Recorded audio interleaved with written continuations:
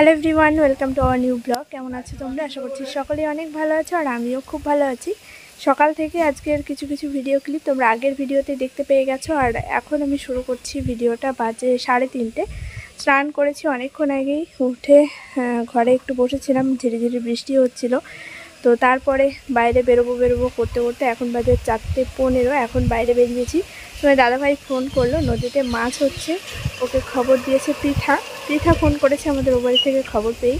আর ও ছুটতে চলে এসছে আমাদের ও বাড়িতে। ওইখান থেকে ভাই কাকা ওরা 3 জনে নৌকা নিয়ে বেরিয়েছে। তো আমাদের বাড়ির এই সামনে দিয়ে যাচ্ছে, আর ওই দিকটা করে যাবে। তো সেই জন্য বললো তুমি একটু রাস্তার দিকে আসো। লাইটগুলো চার্জে বসাতে বললো, লাইটগুলো চার্জে বসিয়ে দিলাম। তাই আমি আবার একটু রাস্তার দিকে এসেছিলাম। দেখো রাস্তায় এখন অনেক লোকজন, নদীতে অনেক নৌকা নেমে গেছে, অনেক লোকজন নেমে গেছে। তো দেখা যাক আজকে মাছ পাই কিনা। এরকম হয় বর্ষার সময়, যখন পাটের জাগ পড়ে, মানে জলটা নোংরা হয়ে যায়, তো সেই টাইমে প্রচুর মাছ হয়। তো দেখা যাক আজকে কোনো মাছ পাই কিনা, পেলে তো অবশ্যই তোমাদের সঙ্গে শেয়ার করব। তাই একটু বাইরে বেরিয়েছিলাম দেখতে। চলো ব্যাক ক্যামেরা করি, বাড়ির সামনে আসলে আমি তোমাদেরকে দেখাবো। মশা, বাইরে প্রচণ্ড মশা। ভাবলাম আজকে একটু শর্ট ভিডিও করব, রেডি হব, আর ঠিক সেই টাইমেই ও আমাকে ফোন করলো। এখন আর হবে না, এখন একটু বাইরে দিয়ে ঘোরাঘুরি করব, দেখি কে কী মাছ পায়। আর সকালবেলা করে পেঁপে গাছের চারা লাগানো হয়েছে, তো সেটাও তোমাদেরকে ব্যাক ক্যামেরা করে একটু দেখিয়ে দিচ্ছি। এদিক দিয়ে অনেক বেগুন গাছের চারা লাগানো হয়েছিল, কিন্তু সেই গাছগুলো বাঁচেনি। চারাগুলো ভালো না, এগুলো বাজার থেকে নিয়ে আসো, তো চারাগুলো ভালো না। নার্সারি থেকে আনলে হয়তো ভালো হতো। তো নার্সারি থেকে পেঁপের চারাগুলো নিয়ে এসে ওগুলো বসিয়ে দিয়েছি। আর একটা ফুল গাছ নিয়ে এসেছিলাম, ওইটাও বসানো হয়ে গেছে। তবে সবটাই তোমাদেরকে ব্যাক ক্যামেরা দেখাচ্ছি। চলো, না তোমার দাদাভাই চলে এসেছে, চলো আগে দেখাই। এখন বিকেল ঠিক 4:38 বাজে, নদীতে মাছ হচ্ছে। খবর পেয়ে তোমার দাদাভাই ছুটতে চলে এসে। ওই দেখো, দাঁড়াও, আমি কাদার জন্য যেতেও পারছি না, দেখো অবস্থা। তো আসার পথে আমাদের ও বাড়িতেই ঢুকেছিল। এখানে এসে তো একা একা পারবে না যেতে, ওই জন্য ওই যে ভাই কাকা, দেখো অবস্থা। নদীতে অনেক নৌকা নেমে গেছে, অনেক লোকজন নেমে গেছে মাছ ধরতে। এই যে এখানে কাকা, ভাই, তারপর তোমার দাদা ভাই, আর ওই দিক করে দেখো আরো অনেক লোকজন। এদিক থেকে সবাইকে দেখানো যাবে না, ওইদিকে আরো অনেক নৌকা আছে, অনেক লোকজন আছে। তাই আমি এবার একটু বাড়ির সামনে আসলাম।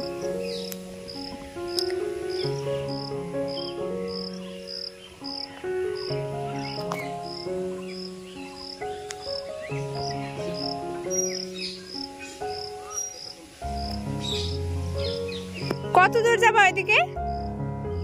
আরো ওইদিকে যাবা? যাও, আর যদি বাড়ি ঢুকবো না মাছ না নিয়ে।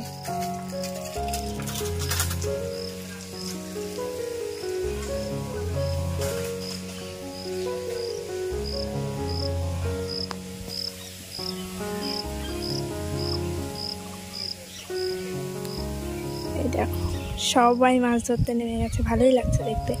এখনো যদিও কেউ পায়নি সেরকম, দুটো একটা হয়তো পেয়েছে। খবর শুনেই তোমার দাদাভাই ছুটতে চলে এসছে, পৃথা খবর দিয়েছে। চলো বাড়ির দিকে যাওয়া যাক। কি অবস্থা, কাদা। এই দিকটা করে যাই। বেগুন গাছের চারা নিয়ে এসেছিলাম 6টা, তার মধ্যে 2টো চারা বেঁচে গেছে। আর ওইদিকে সব চারাগুলির অবস্থা ভালো না। ওই চারাটাও বেঁচে আছে, কিন্তু জানি না ওটা ঠিকঠাক হবে কিনা। ওইটাও ছোট পাতা আছে, কি হবে জানি না। আর এই দিকটা করে যে পেঁপে গাছের চারা বসিয়েছি। আর এদিকে দেখবে ছোট্ট একটা কামরাঙা হয়েছে, একদমই ছোট্ট একটা কামরাঙা। এই যে একটা, আর এই দিকে একটা আছে।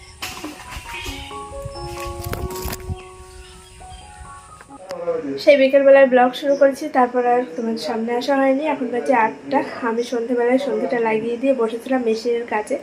মেশিনের সুইটা অনেক কষ্টে লাগিয়েছি, তারপর মেশিনে কিছুক্ষণ কাজ করলাম, কিন্তু সেলাইটা ঠিকঠাক করছে না। মেশিনে ভালো মতো তেল দিতে হবে, এবার তেলটা আমি ঠিকঠাকভাবে দিতে পারি না। ওই দিয়ে দেয় মেশিনের, মানে কোনো প্রবলেম হলে সব কিছু ওই ঠিকঠাক করে দেয়। তো ওকে বললাম তুমি এই সেলাইটা ঠিকঠাক করে দাও। একটা ব্লাউজ বানাতে বসেছিলাম, রেডি হয়ে গেলে তোমাদের সঙ্গে শেয়ার করবো। আর এখন 8টা বেজে গেছে, মানে আমি এখন রান্না করবো। রান্নাঘরে চলে এসেছি। আজকে সেভাবে কোনো কিছু রান্না হবে না। ওকে জিজ্ঞেস করলাম ডাল ভাত না আলু সেদ্ধ ভাত, তো ডাল ভাত খেতে এখন আর ভালো লাগছে না। ও প্ল্যান করে রেখেছে বেগুন ভাজা দিয়ে ঘি দিয়ে ভাত খাবে, আর তার সঙ্গে আলু সেদ্ধ। তো এগুলোই আজকে রান্না বান্না হবে। এখন আমি বসিয়ে দেবো, আর ততক্ষণেও মেশিনটা ঠিকঠাক করে ফেলবে, মানে সেলাইটা যাতে ঠিকঠাক হয়। তাছাড়া অনেক কাজকর্ম রয়েছে, সেগুলো দেখি তোমাদের সঙ্গে যদি পারি শেয়ার করব।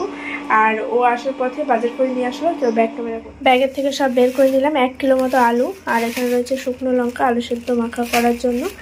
আর এই হচ্ছে বেগুন। বেগুন তো খেতেই চায় না, কিন্তু আজকে কি মনে হয়েছে বেগুন ভাজা খাবে। আর এই ডাটাগুলো মা ও বাড়ি থেকে পাঠিয়েছে, মানে ও তো মাছ ধরতে গেছিলো, আর ভাইয়ের সঙ্গে ওই বাড়িতে চলে গেছিলো, ওই বাড়িতে গাড়ি ছিল, তো আসার পথে মা বাড়ির ডাটাগুলো পাঠিয়ে দিয়েছে। রান্নার জন্য সব কিছু রেডি করে নিলাম। একটা বেগুন কেটে নিয়েছি, বেগুনটার মধ্যে অনেকটাই পোকা ছিল, সেটাও কেটে বাদ দিয়ে দিলাম। তোমার দাদাভাই বেগুন খেতে একদমই পছন্দ করে না, আজকে কি মনে হয়েছে বেগুন কিনে নিয়ে এসছে। তাছাড়া আমি যদি ওকে কিনে আনতে বলি কখনোই কিনে আনবে না। একটা বেগুন ভাজা করব, আলু সেদ্ধ দিয়েছি, আলু সেদ্ধ দিয়ে ঘি দিয়ে ভাত খাবে। তো এই হচ্ছে রাত্রে রান্না বান্না। আজকে আর সেরকম কোনো কিছুই রান্না করব না, এমনিতেই শনিবার। আর আজকে বলেছিলাম বাজার করে নিয়ে আসতে, কিন্তু ওই মাছ হয়েছে বলে হুটোপাটা করে বাড়িতে চলে এসে বাজারে যাওয়ার সময় হয়নি, তাই এগুলোই রান্না করে নিলাম। আর রাত্রের খাওয়া তো খুব বেশি অসুবিধা হবে না, এই দিয়ে খেয়ে নিতে পারবো। এই তেলের ছোট বোতলটায় তেল শেষ হয়ে গেছিলো, তাই বড় বোতলটা থেকে ঢেলে নিচ্ছি। তাড়াহুড়োর সময় হাত থেকে যদি পড়ে যায় তাহলে তেলটাই নষ্ট হয়ে যাবে, সেই জন্য। আর এই লবণের প্যাকেটটা থেকে লবণটাও ঢেলে নিচ্ছি। এখন তো বর্ষার সময় কোনো কিছুই বাইরে বেশি রাখা যায় না, তাই অল্প পরিমাণে ঢেলে নিয়ে মুখটা আবার ভালো করে আটকে রাখবো। আর সংসারে যে ছোট ছোট কাজকর্মগুলো সেগুলো করে নিচ্ছি।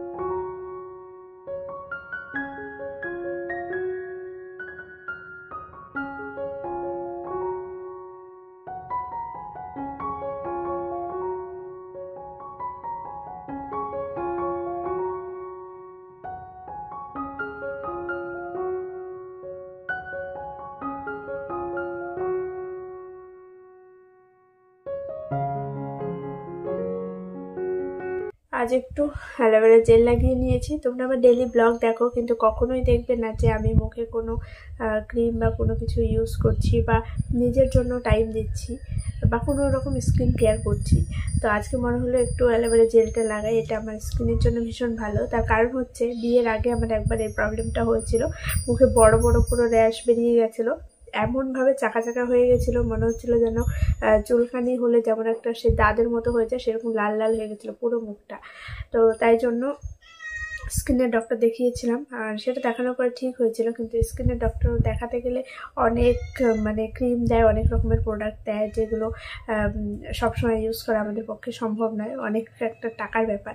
তো দুবার দেখিয়েছি, যতদিন পর্যন্ত ওষুধ কন্টিনিউ করছি, যতদিন পর্যন্ত ওই ক্রিমগুলো ইউজ করছি ততদিন ঠিক থাকছে, যখনই বন্ধ হয়ে যাচ্ছে তখনই আবার সেম প্রবলেম হচ্ছে। তো তারপরে মনে হলো যে না, এভাবে চলা যাবে না, ডক্টরবাবুর কাছে গেলেই 3-4 হাজার টাকা বিল উঠে যাচ্ছে, তো সেটা সম্ভব নয়। আমি অ্যালোভেরা জেলটা ইউজ করি, দেখা যাক কী হতো। এটা আমি দিনে না হলেও 10 থেকে 15 বার ইউজ করতাম, মানে 1 ঘন্টা 1.5 ঘন্টা পর পরে, আধা ঘন্টা পর পরে মনে হলো একটু লাগিয়ে নিয়ে বসলাম, 15 মিনিট পর একটু হালকা ম্যাসাজ করে জল দিয়ে ধুয়ে নিলাম। তো এরকমটা সারাদিন করতে থাকলাম, দিয়ে দেখলাম 15 দিনের পরে পুরোপুরি ঠিক হয়ে গেছে। তারপরে আর কোনো রকম আমার প্রবলেম হয়নি। তো তারপরে এটা বেশ কয়েকদিন ইউজ করার পর স্কিনটা ঠিকই ছিল, কিন্তু এখন কোনো কিছুই করা হয় না। তাই আজকে মনে হলো যে এটা ঘরে আছে, এটাও কয়েকদিন ইউজ করি। ছোট ছোট গুড়ি গুড়ি কেমন একটা মানে হয়েছে, তোমরা হয়তো ক্যামেরায় বুঝতে পারছো না, কিন্তু আমি বুঝতে পারছি আর কি। তো যাই হোক, এটা 10 মিনিট মতো রাখবো, তারপর জল দিয়ে ধুয়ে নেব। অনেকদিন পর আজকে মেশিনের কাজে বসলাম, খুব ভালো লাগছে জানো তো। এই কাজটা আমার খুব পছন্দের, কিন্তু আমি সেলাইয়ের কাজ করি সেটা আমার বাড়িতে কেউই পছন্দ করতো না। যখন আমি মেশিনটা কিনেছিলাম তখন আমার টিউশনি পড়ানো মাত্র 2000 টাকা ছিল, আর 5000 টাকা বাইরে থেকে ধার করে আনা হয়েছিল। পরে অবশ্য শোধ করে দেওয়া হয়েছে, তো সেই মুহূর্তে ছিল না। বাবার একদমই পছন্দ ছিল না, কাকারও পছন্দ করতো না। আমি ফার্স্ট বাড়িতে সেলাই মেশিনটা কিনেছিলাম শুধু নিজের জিনিস তৈরি করব বলে, আর যখন আমি নিজে তৈরি করে পরতাম সবাই পছন্দ হতো বলে জোর করেই আমার কাছে অর্ডার দিয়ে যেত। তো এই করে করেই আজকে এই জায়গায়। এবং এই কাজটা করেছি বলে অনেকের অনেক কথা শুনতে হয়েছে, ছোট বড় অনেক কথাই আমি শুনেছি, বাট তাতে আমার কিছুই যায় আসে না। আমি নিজের থেকে কাজটা শিখেছি, নিজের থেকেই কাজটা করছি, এটা আমার খুব ভালো লাগে। এমনকি মেশিনটা আনার পরেও সুতোটা কোথায় লাগাবো সেটাই বুঝতাম না, মামিকে ডেকে নিয়ে আসতাম, মামি দেখিয়ে দিত। ববিন কেসটা যে নিচে লাগাবো মাথা ঢুকিয়ে রাখতাম, আধা ঘন্টা হয়ে যেত, খুঁজেই পেতাম না। এখন তো 1 সেকেন্ডও সময় লাগে না। আর তারপর থেকেই মায়ের শেখা, মা কাজ করতো, দিয়ে আবারও একটা মেশিন কিনলাম। এখন আমাদের বাড়িতে 2টো মেশিন, আর আমরা দুজনেই কাজ করতে পারি। একটানা মেশিনে কাজ করা যাচ্ছে না, বারবার কারেন্ট চলে যাচ্ছে। তারপরেও 2-3টে ব্লাউজ কাটিং করলাম, দিয়ে ঘরে চলে আসলাম। ঘেমে পুরো স্নান হয়ে গেছে আমার। এখানে তো খুব সুন্দর হাওয়া, জানলাটা বন্ধ করা ছিল, আবার জানলাটা খুলে বসলাম। ও হ্যাঁ, আরেকটা দিদিভাই আমাকে কমেন্ট করেছে যে জানলা বন্ধ করা থাকলেও ঘরে জল ঢোকে কি না। তো বৃষ্টি আসলে তো জানলা সবসময় বন্ধই থাকে, তা সত্ত্বেও জল ঢুকে যায়। তো তাই জন্য ওই যে নাইটি বা কাপড় ছেঁড়া বা মানে পুরোনো জামা কাপড় দিয়ে জলটা কোনোভাবে আটকাতে হয়। তো ওইটা জানি না কোনোভাবে ঠিক করা যাবে কিনা, বৃষ্টি আসলেই হয়, তাছাড়া এমনি কোনো প্রবলেম নেই। এই ঘরে কিছুক্ষণ বসবো, বেশ কিছু জামা কাপড় রয়েছে যেগুলো ভাবছি ভিজাবো। সকাল থেকে তো খুব সুন্দর রোদ দিচ্ছে, জানি না বা যখন তখন বৃষ্টি আসতে পারে। আগের ভিজা জামা কাপড়গুলো সকালবেলা রোদ্রে দিয়ে দিয়েছিলাম, আর এখন সব কিছু আবার তুলে দিয়ে আসবো। কিছু কিছু তুলে দিয়ে এসেছি, আরও কিছু হালকা ভিজা রয়েছে, সেগুলো আবার রেখে আসলাম। আর এটা যে খুব সুন্দর আওয়াজ হচ্ছে এখন। তো মেশিনে কাজ করতে পারলাম না, ব্লাউজ অর্ধেক হয়েছে আর অর্ধেক বাকি আছে। দেখি আগে স্নান করি, সব কাজকর্মগুলো কমপ্লিট করি, তারপরে না হয় আবার মেশিনে বসবো। আর ভাবছি দুপুরবেলায় রান্নাটা করে রাখবো, সন্ধ্যেবেলায় আজকে বলেছি তোমার দাদাভাই মাছের জল পাল্টাবে। তো মাছের জল পাল্টাতে গেলে অনেক সমস্যা আর অনেক সময়ের দরকার। ও আসার পরে যদি আমি রান্না করতে যাই তাহলে আর ওইদিকে আমি থাকতে পারবো না। তাই জন্য ভাবছি একদম স্নান করার আগে সমস্ত রান্নাবান্না কমপ্লিট করে তারপর স্নান করবো। আজকে স্নান করতেও লেট হয়ে যাবে। তো দেখা যাক। আর এই যে মুখে অ্যালোভেরা জেলটা লাগিয়েছিলাম, এখন একটু ভালো লাগছে, মানে মুখটা বেশ ভালো লাগছে। দেখি স্নান করার আগে আরও একবার লাগিয়ে নেব। আধা ঘন্টার ওপরে হয়ে গেল বসে আছি, এখনও পর্যন্ত কারেন্ট আসছে না। তাই ভাবলাম আমি আমার কাজকর্মগুলোতে হাত দিই, কারেন্টের জন্য বসে থাকলে শুধু সময় নষ্ট হবে। আর ওইখানে গিয়ে তোমাদেরকে দেখাই যে ব্লাউজটা আমি রেডি করেছি। আরেকটা ব্লাউজ অর্ধেক হয়ে আছে, ওটা রেডি না হলে তো আর দেখাতে পারবো না। আর যেটা রেডি করছি সেটা তোমাদেরকে দেখাই। ব্লাউজটা আমার নিজের না, ওটা হচ্ছে অনুদির, আমাকে বানাতে দিয়ে গেছিলো অনেক দিন আগে, যখন জেঠু কাজ চলছিল। তো তখন দিদি এসেছিলো, তখনই দিয়ে গেছে। তারপর আর এই সমস্যা ওই সমস্যা করে করে বানানো হয়ে ওঠেনি। আজকে ফাইনালি বানাতে পারলাম। তো এটা পাঠিয়ে দেবো তোমার দাদাভাইয়ের কাছে। অন্যদিকে তোমরা অনেকেই হয়তো চিনবে, পিহু নবাব ওর মা, তো আমার ননদ হয় সম্পর্কে। তো চলো তোমাদেরকে দেখাই ব্লাউজটা। আর তাছাড়া আরও কিছু ব্লাউজ কাটিং করেছি, সেই ব্লাউজগুলো তোমাদেরকে পরে দেখাবো। রেডি করার পর বাড়িতে দেখাই, ঘরে প্রচণ্ড অন্ধকার। তো এই হচ্ছে সেই ব্লাউজ, একদম নর্মাল, কালারটা খুব সুন্দর, ময়ূরপন্থী কালার, গ্লাস হাতা, সেলাই করা হয়নি সাইডে, একদম নর্মাল করে বানানো হয়েছে। মানে অন্যদিকে যেরকম বলে গেছে সেরকম করেই বানিয়েছি আর কি, এক হাত দিয়ে দেখাতেও পারছি না, উল্টো হয়ে গেল। আর লাটকনটা এই যে। চলো ক্যামেরাটা একদম সেট করে নিয়েছি, এবার তোমাদেরকে ব্লাউজটা ভালো করে দেখাই। এক হাত দিয়ে দেখাতে পারছিলাম না, একদম সিম্পল করে বানানো। এটা হচ্ছে দিদির শাড়ির পিস। তো গ্লাস হাতা, সাইডে একটু সেলাই করতে হবে, একটু বড় বড়ই করা আছে, যাতে পরে মানে সেলাই খুলে পড়তে পারে যদি কোনো সমস্যা হয়। আর এই যে ব্যাক সাইডটা এরকম, নিচটা হেম দিয়েছি, দেখো একদম ছোট ছোট করে হেম করেছি। আর লাটকন দুটো হচ্ছে এই যে, আর সামনেটা যেরকম হয় একদম নর্মাল। তো এই ব্লাউজটা হুক থার্ড সব কমপ্লিট, তোমার দাদাভাইকে দিয়ে পাঠিয়ে দেবো। আগামীকাল ও যখন কাজে যাবে তখন, বা ডেলিভারির সামনে দিয়েই যেতে হয়, ওর কাছেই পাঠিয়ে দেবো। আরেকটা ব্লাউজ হয়ে গেলে তোমাদেরকে দেখাবো, এটাও বানানো চলছে আর কি। আরেকটা কমেন্টের আমি রিপ্লাই করি, আমি বেশ কয়েকদিন থেকে দেখছি আমার কমেন্ট আসছে, দিদিভাই তুমি লাইভে আসো, লাইভে আসো, তোমার সঙ্গে একটু গল্প করি। তো ফার্স্ট কথা, লাইভে আসার আমারও ইচ্ছে হয়, কিন্তু দেখো ফোনটা কাঁপছে, এত হাওয়া, আমারও ইচ্ছে হয়, কিন্তু লাইভে কী করে আসে সেটা আমি জানি না, ওটা তোমার দাদাভাইকেই বলতে হবে। আর তার থেকেও বড় কথা, আমার যেদিন 10K সাবস্ক্রাইবার কমপ্লিট হবে সেই দিন আমার ইচ্ছে আছে লাইভে আসার। তো তোমরা ঝটপট আমার 10K সাবস্ক্রাইবার কমপ্লিট করে দাও, তারপর আমি আসবো লাইভে আর তোমাদের সঙ্গে প্রচুর প্রচুর গল্প করবো। একমাত্র তোমরাই পারো আমার সেই ইচ্ছেটা পূর্ণ করতে। যেই দিনই আমার 10K সাবস্ক্রাইবার কমপ্লিট হবে ঠিক তার কিছুদিনের মধ্যেই আমি লাইভে চলে আসবো। এটা আমার অনেক দিনের ইচ্ছে।